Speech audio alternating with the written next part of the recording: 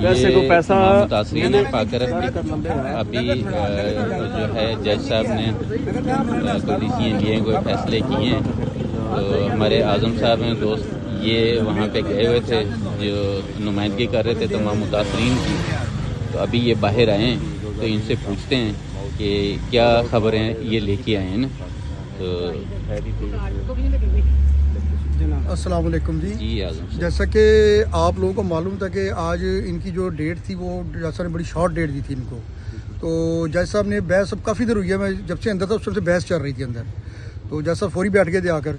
तो इनके जो वकील हैं वकार के, उन्होंने काफ़ी बहस भी की, हिलो हुज्जत भी की, लेकिन वो फिर एक ही बात कहते रहे कि नैब के कोई ऑर्डर्स थे वो उनको अभी तक नहीं मिले थे।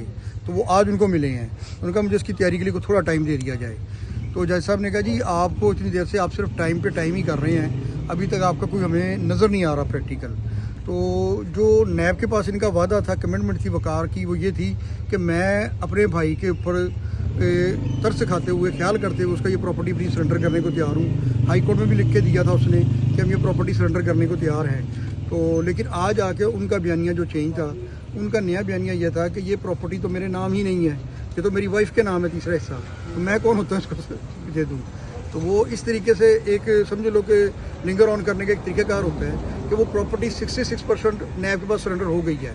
अमार ने भी सरेंडर कर दी है, उनकी बहन ने भी सरेंडर कर दी है। बाकी जो वकार वाला हिस्सा है वो उसकी मिसेस के नाम है, वो अभी तक सरेंडर नहीं हो रहा। अगर ये प्रॉपर्टी सरेंडर होती है, इसमें 2 प्रॉपर्टियाँ सरेंडर हो रही हैं और उसके अलावा इनकी 4 प्रॉपर्टियाँ और नैब के पास हैं।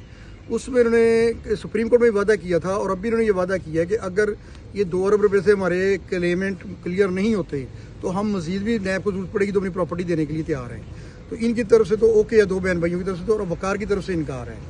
तो उसमें उन्होंने बहस जो की भी और साथ टाइम भी मांग लिया कि मैं बहस का जो है मौका दिया जाए एक और। हमारे पास डॉक्यूमेंटेशन मुकम्मल नहीं है, मैं फ़ाइल भी सिंगल बना कर लाया हूँ, मैं जो एविडेंस तैयार करके लाया हूँ उसकी काफ़ी और ताकि बनाकर मैं ले आऊँ, एक जज साहब के पास और एक मैं अपने पास रखूँ। अब वो फाइल तो उनके पास थी लेकिन सिंगल फाइल थी, उन्होंने कहा मैं आपको ब्रीफ करूँगा या खुद देखूँगा। तो 101 वकीलों के तरीक़ेकार होते हैं टाइम लेने के। तो जज साहब टाइम देने पे विलिंग नहीं थे, लेकिन बहरहाल पूरा आधा घंटा उन्होंने इस काम पे लगाया सिर्फ टाइम लेने पर।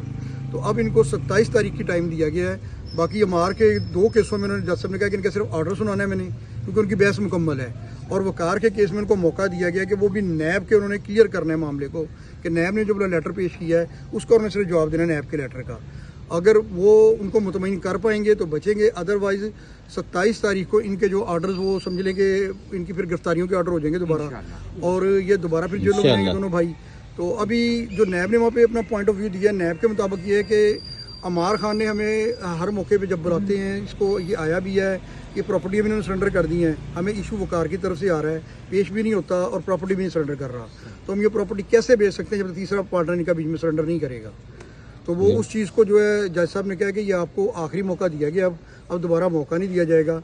तो आप अपने अमजद साहब जो उनके सीनियर एडवोकेट हैं वकार साहब के, उन्हें आप बुला लें तो बेहतर है। ये ना कल को फिर कहेंगे अमजद साहब मैंने बहस करनी है। तो अगर वो नहीं भी आएंगे तो हमने अब पहले इनको टाइम दिया गया था मंगल का, फिर उन्होंने रिक्वेस्ट करके बुध का लिया है। अब 27 तारीख को इसका दोबारा डेट है। तो इसमें तमाम दोस्तों की गुजारिश है कि आएँ, आपके आने का जो है वो बड़ा असर जाता है, उसमें अदारे भी देखते हैं, जजेस भी आपको देखते हैं। तो जितनी ज़्यादा आप लोगों की अक्सरियत होगी उतना ही हमें इंशाल्लाह बेनिफिट मिलेगा। कोई तो अल्लाह का बंदा हम पे तरस खाएगा, हम पे खुदा खौफी करेगा। तो आप अपनी यहाँ पे ताकत बना कर रखें, सब आएँ इकट्ठे होकर इंशाल्लाह 27 तारीख को सुबह इसी कोर्ट में सब ने पेश होना है इंशाल्लाह। इंशाल्लाह। ओके जी।